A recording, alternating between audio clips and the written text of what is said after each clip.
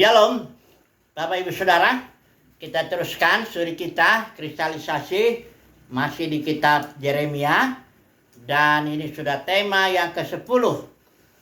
Kita coba ambil dari pasal 14-15 ini dan kita beri judul aja bahwa akhirnya happy ending.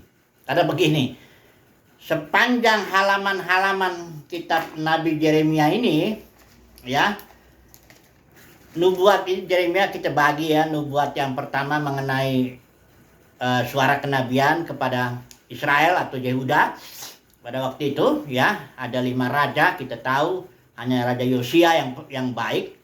Yeremia melayani 47 tahun, dan setelah itu ada namanya Yoahas, ada Yoyakim ya, baru ada Yoyakin 3 bulan aja, baru ada Sedekia. Semua 4 raja yang terakhir ini semuanya jahat. Dan kondisinya itu semakin hari semakin tidak beres ya.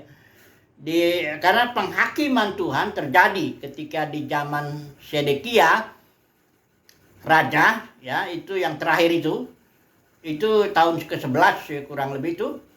Disitulah Israel atau kerajaan Yehuda dibuang ke Babel selama 70 tahun. Jadi selama tahun-tahun itu, tahun-tahun terakhir kerajaan itu suara kenabian Yeremia terus ya. Beberapa nabi juga ada yang bicara juga, tapi sangat sedikit lah ya.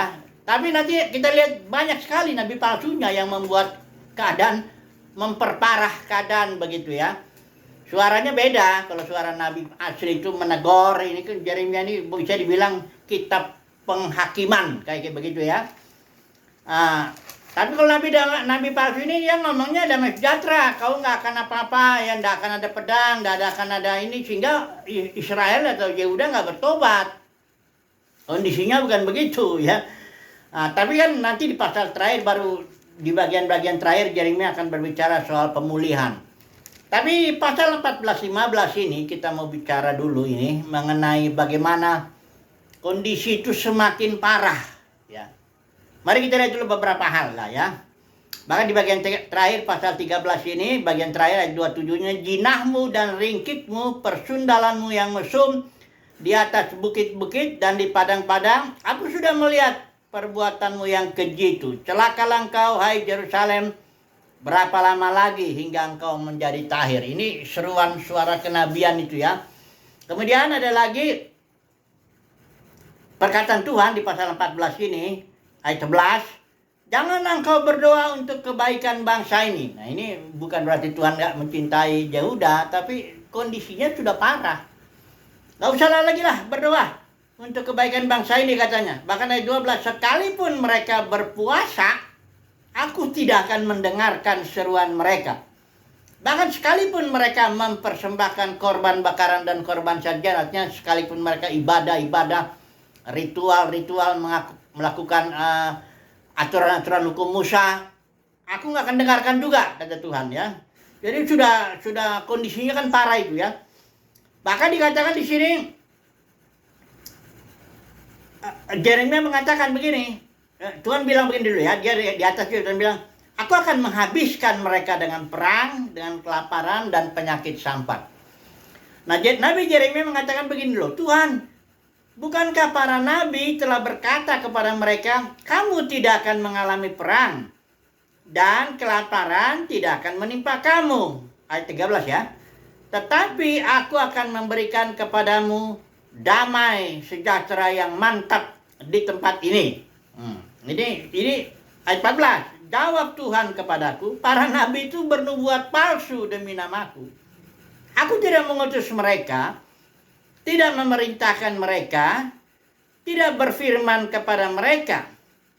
Mereka menubuatkan kepadamu penglihatan bohong, ramalan kosong, dan tipu rekaan hatinya sendiri.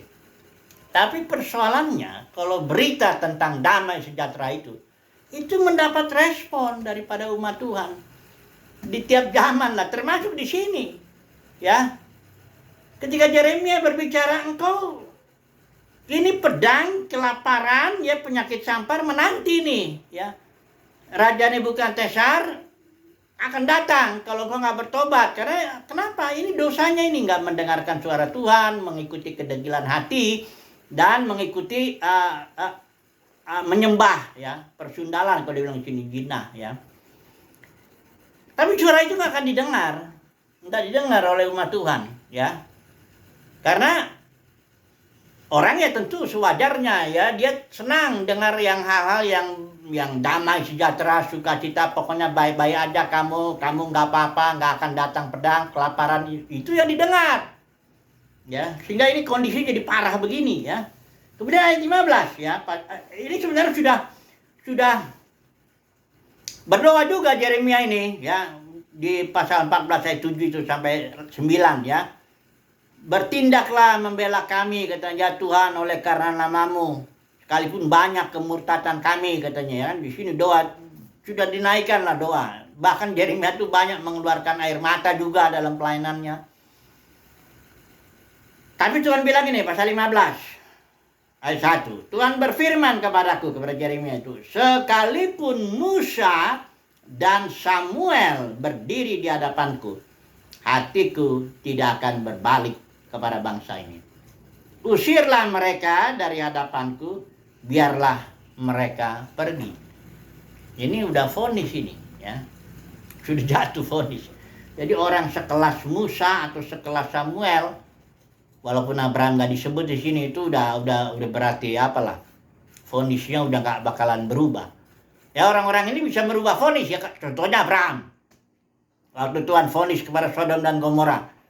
Sayangnya kan Tuhan bilang, Abraham bilang, gimana kalau ada 50 orang benar? Apa engkau vonisnya jatuh juga? Enggak, kata Tuhan. Ternyata nggak ada 50. Diturunin lagi lah. Naik. Gimana kalau dikurang 5 jadi 45? Juga ya Tuhan bilang, aku nggak akan hancurkan itu Sodom Gomora asal masih ada 45 aja orang benar. Toh juga nggak ada. Akhirnya Abraham coba naikkan lagi permohonan. Gimana kalau kurang 10 jadi 35? Nggak juga ada 35 ya.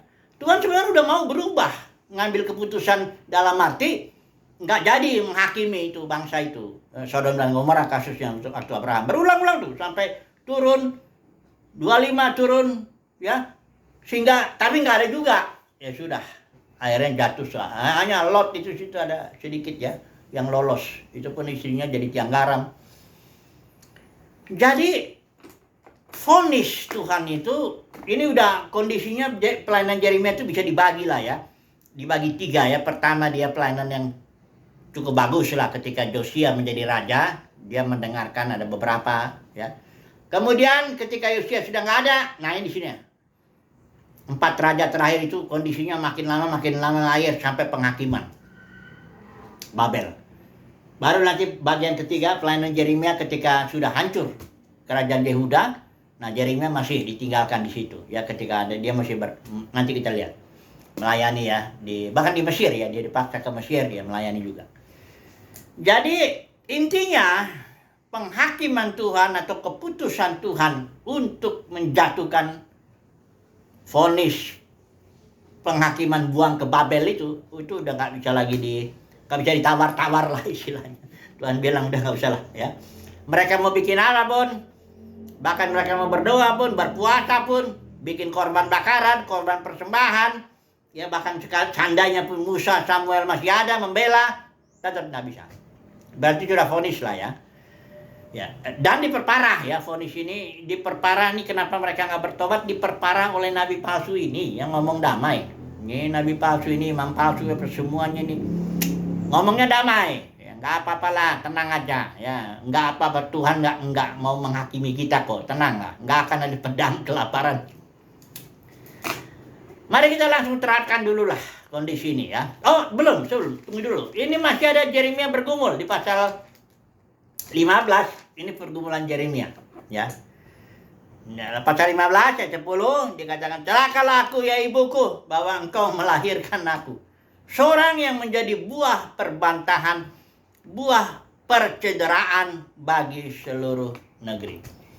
Kenapa ini Yeremia ini, nabi ini menjadi perbantahan, menjadi apa ya? Karena dia ngomong perang, bahwa Tuhan akan menghakimi, bahwa Tuhan akan membuang kau kalau kau nggak bertobat. Sementara nabi palsu bicara damai sejahtera.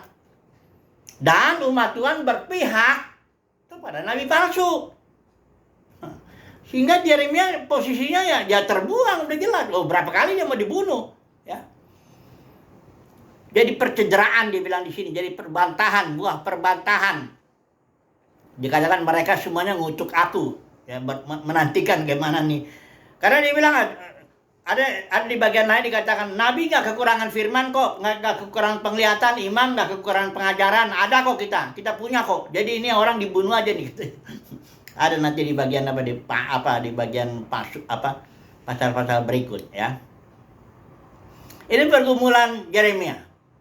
Sampai sempat juga Yeremia udahlah aku nggak usah ngomong firman lah. Ayat 16 ini ya, pasal 15 16. Tapi katanya apabila aku bertemu dengan perkataanmu, aku menikmatinya. Firmanmu itu menjadi kegirangan bagiku, menjadi kesukaan hatiku, ya. Jadi kalau Yeremia nerima firman, dia bersuka cita, dia nikmati itu. Tapi dia mau coba tahan, jangan ngomong. Karena kalau ngomong, nanti jadi timbul perbantahan, timbul perselisihan, ya, cari masalah. Tapi dia coba tahan-tahan, nggak bisa. Ya, toh juga akhirnya dia harus sampaikan. Akibatnya pasal ayat 17, aku duduk sendirian karena tekanan tanganmu. Ini pergumulan Nabi, ya. Karena dia mengatakan firman Tuhan, sementara umat Tuhan berpihak kepada nabi-nabi palsu. Karena nabi palsu ini bicara yang enak di telinga. Mana itu tiap zaman itu selalu. Nabi palsu itu selalu bicara yang enak-enak.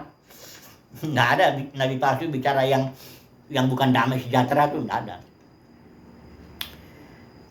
Coba dulu kita aplikasikanlah dengan kepada pergumulan Paulus, ya. Ini kita coba dulu lihat pergumulan Paulus, ya. Paulus juga bergumul ketika dia di surat Roma, ya.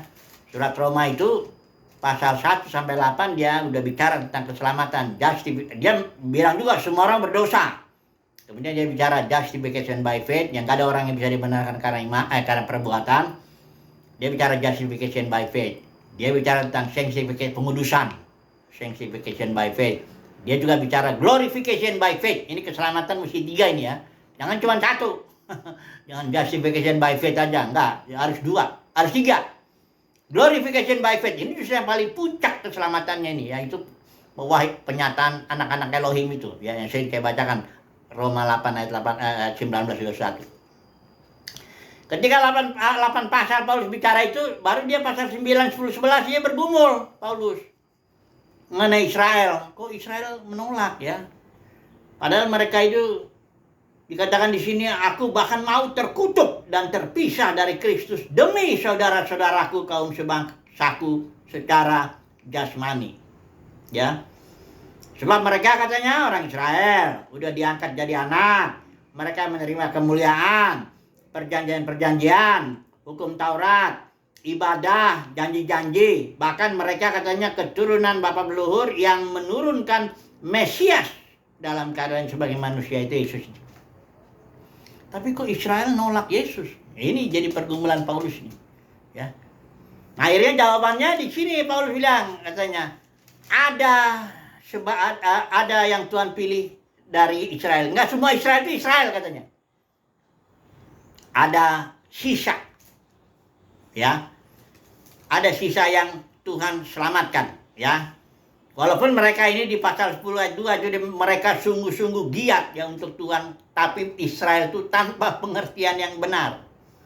Sehingga ayat 3 dibilang pasal 10 mendirikan kebenaran mereka sendiri kayak ahli Taurat, orang Farisi. Oh, mereka giat sekali, sangat giat. Kalahlah kita giatnya barangkali dengan mereka itu, ya. Sampai ditulis itu ayat-ayat di dalam jubah mereka. Ada Farisi itu, kalau ada Farisi yang istilahnya Farisi buta, ya, daripada ngelihat perempuan apa semuanya, mending dia tutup mata, nabrak tembok, nggak apa-apa. Itu saking apanya, ya, ekstrimnya mereka, semangatnya memelihara Taurat itu, ya. Tapi salah, tanpa pengertian yang benar. Akhirnya mereka malah membenarkan, menegakkan kebenaran sendiri. Jadi kurang pengertian. Nah, ini pergumulan Paulus terus. Akhirnya, ya, hanya sisa Israel yang diselamatkan, ya, untuk beberapa zaman. Tapi pada akhirnya, nah, pasal 11, lihat ini, ya, ayat 26. Setelah Jadi Israel itu memang dikeraskan Tuhan, memang ada maksud Tuhan supaya keselamatan itu datang kepada bangsa-bangsa lain. Ya, memang sengaja Israel itu dibutakan sehingga dia menolak Yesus, menyalibkan Yesus, supaya nanti keselamatan itu datang kepada bangsa-bangsa lain. Nanti katanya, setelah bangsa-bangsa lain sudah genap, ya, lain masuk, ayat 26 pasal 11, dengan jalan demikian seluruh Israel, istilah Yunani pas itu artinya betul-betul seluruh, ya. Sesuai konteksnya juga seluruh, karena nggak lagi bicara sisa di sini.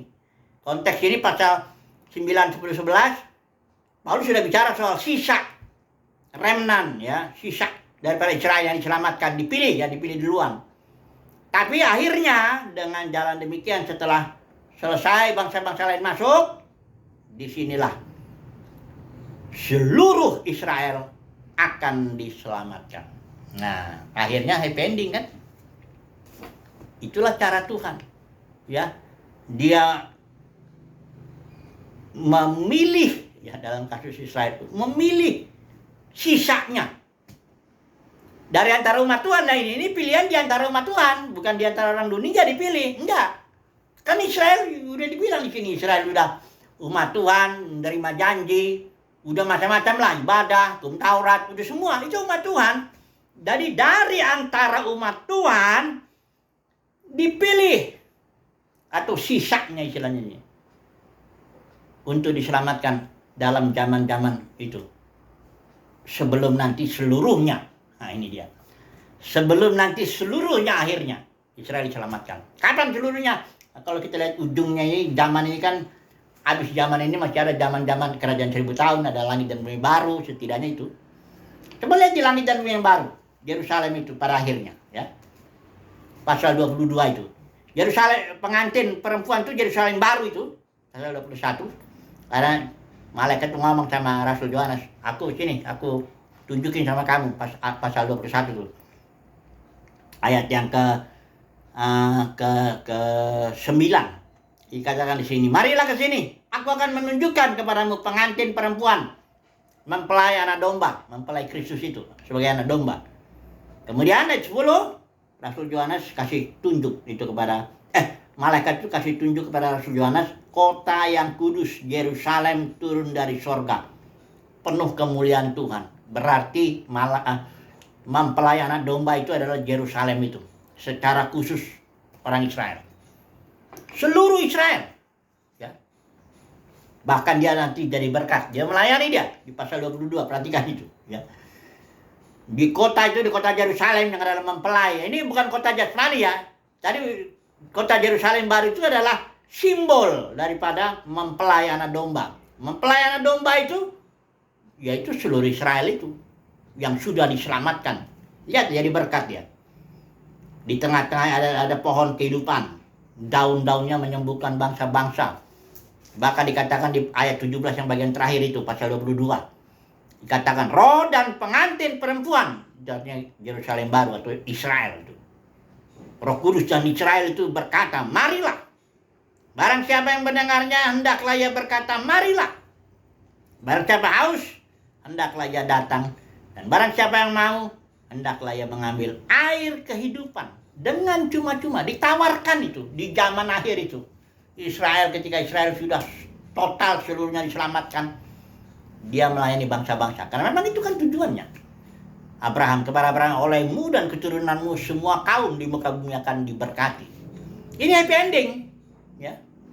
Walaupun Paulus bergumul juga, dia bahkan mau terkutuk, terpisah karena Kristus. Karena ini Israel kenapa nggak mau terima? Bukan hanya nggak mau terima Yesus saja. Setelah itu Tuhan masih beri kesempatan melalui pelayanan Petrus dan timnya itu. 3 kali itu Petrus itu, timnya.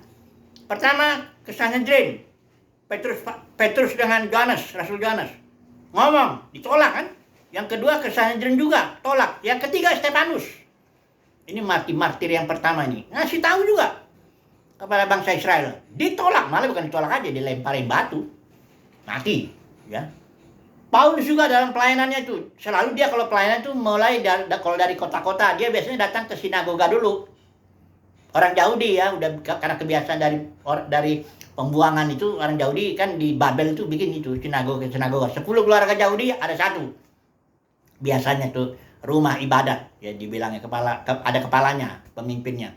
Di rumah ibadat itu ibadahnya agak longgar, ya. Artinya siapa yang mau kasih kesaksian atau kasih firman Tuhan boleh gitu. Nah di situ Paulus sering datang ke sana. Tiap kota dia cari dulu sinagoga. Itu berkali-kali nggak diterima kesaksian Paulus atau firman dari Paulus kepada bangsa Yahudi itu yang di sinagoga. Bahkan dia kesaksian berkali-kali dipukul. Ada 40 kurang 1, jadi 39 kali itu ada hukumannya itu. Susah ini emang bangsa Yahudi ini ya, walaupun dia udah umat pilih, tapi ingat kasih karunia Tuhan pasti berhasil. Pada akhirnya Israel seluruhnya diselamatkan. Bahkan dia menjadi bangsa di kota Yerusalem baru yang ada simbol itu di langit dan bumi yang baru zaman itu. Di bumi ya jangan pikir-pikir bawa ke surga ke sana, nyanyi-nyanyi di sana selama-lamanya. Enggak karu-karuan tuh doktrin itu. Di bumi ini, kita bicara yang di bumi ini. Karena rencana Tuhan tuh menegak rencana Bapa yang berzaman-zaman itu, menegakkan kerajaannya di bumi agar semua manusia menaklukkan segala sesuatu di bumi. Jadi bumi. Itu fokus rencana Bapa. Bukan surga. Ini teriakan Nabi palsu ini. Surga di sana enak tempatnya, ada diangkat lagi nanti rapture katanya. Oh, macam-macam. Nggak ada itu, ya. Semuanya fokusnya bumi. Bergeraklah langit dan bumi yang pertama ini bergerak menjadi langit dan bumi yang baru. Itu dia. Karena Tuhan bilang aku akan membuat segala sesuatu baru. I will make all things new. Oke. Sekarang kita masuk dalam dunia kekristenan. Saat ini dulu lah. Bagaimana nih dunia kekristenan ini? Apakah dunia kekristenan juga mendengarkan firman Tuhan? Itu pertanyaan. Saudaraku ya sebagian ada diterima. Ya, yang berbentuk damai sejahtera, kira-kira gitu. Yang berbentuk damai sejahtera itu biasanya diterima. Karena kondisinya dunia kekristenan akhir zaman tuh ya kayak gini lah. Ini ya saya baca dulu ya, nubuat. Ini bukan nubuat apa ya, Paulus yang ngomong ya. Kita nggak bilang saya dapat roh ya, roh ada bicara sama saya gini-gini. Nggak usah gitulah. Semua udah tertulis kok. Ya saya nggak nolak kalau nubuatnya benar. Tapi banyak orang nubuat gak karu-karuan, dia mau ngomong gak karuan. Ini udah tertulis ini, ya. Hanya haruslah kita memahami dengan baik apa itu maksudnya. 2 Timotius 3 ini sering saya singgung ini. Ya, hanya judulnya daripada LAI maupun ILT ini. Judulnya dibikin kalau ya LAI keadaan manusia katanya pada akhir zaman. Kalau ILT keadaan zaman akhir. Nah, ini masih agak bagus nggak disebut manusia. Sebenarnya judul yang paling pas itu keadaan dunia kekristenan di akhirnya itu. Di akhir zaman itu. Makin mendekati dia akan makin kayak gini nih. Kayak gimana dia? Ini ayat 3 ini. Ketahuilah pada hari terakhir akan datang masa yang sukar. Apa itu masa sukar? Orang. Ya manusia, ingat ya konteksnya itu dunia kekristenan ya. Akan menjadi hamba uang. Banyak nih, makin banyak hamba uang nih dalam dunia kekristenan. Makin banyak, makin mendekati kedatangan Yesus. Makin banyak ya yang hamba. Pengkhotbah yang bicaranya UUD. Ya. Ajaran-ajaran yang berkaitan dengan duit. Wah, makin laku itu. Makin mendekati akhir zaman. Mereka dibilang sih membuang, menyombongkan diri. Kayak ini nyombong diri ini kayak gereja Laodikia nih. Aku kaya, katanya gereja Laodikia. Aku telah memperkayakan diri, katanya kan. Aku tidak kekurangan apa-apa. Ini dia menyombongkan diri nih. Ya. Kenyataannya apa? Firman Tuhan bilang, engkau buta, miskin, telanjang. Nah itu melarat. Itu kenyataannya. Ya. Tapi kok ngomongnya nyombong. Oh saya ini kaya, diberkati kok saya begini.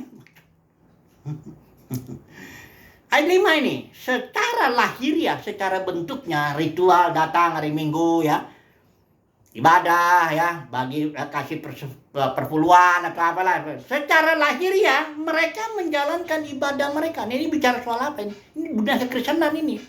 Yang secara lahiriah datang, ikutin ritual-ritual sesuai organisasi gerejanya, organisasi denominasinya. Lebih tepat begitu.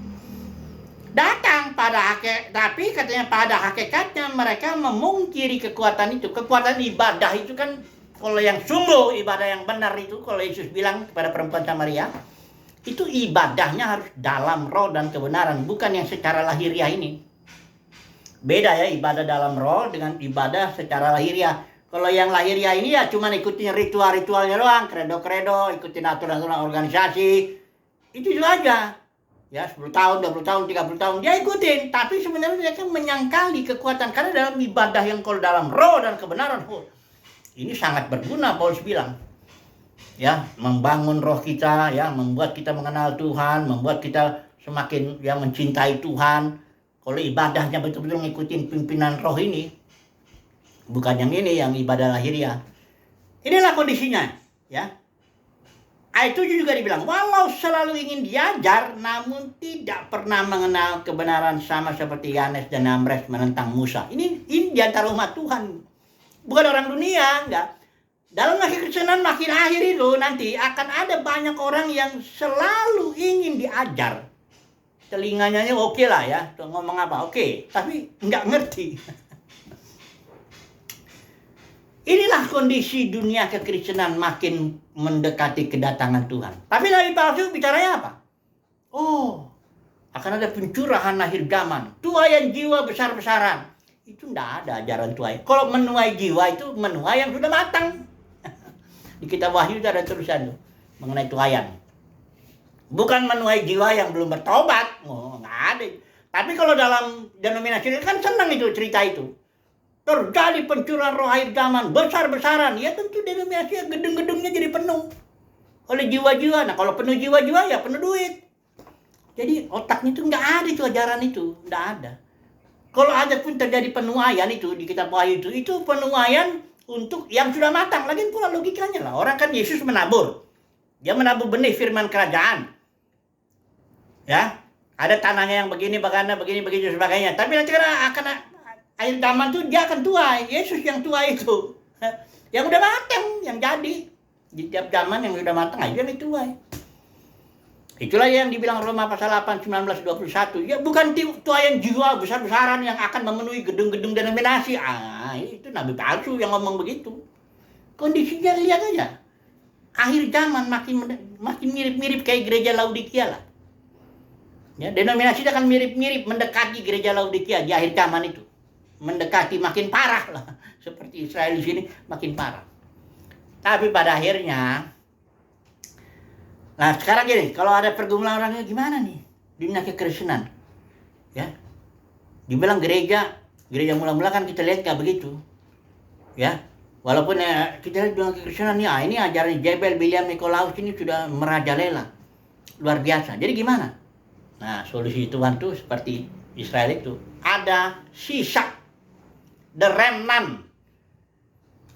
Dari antara yang banyak dipanggil dalam kekristenan, ada yang dipilih sisanya itu. The remnant teologi. Orang bilang begitu ya. Teologi sisa.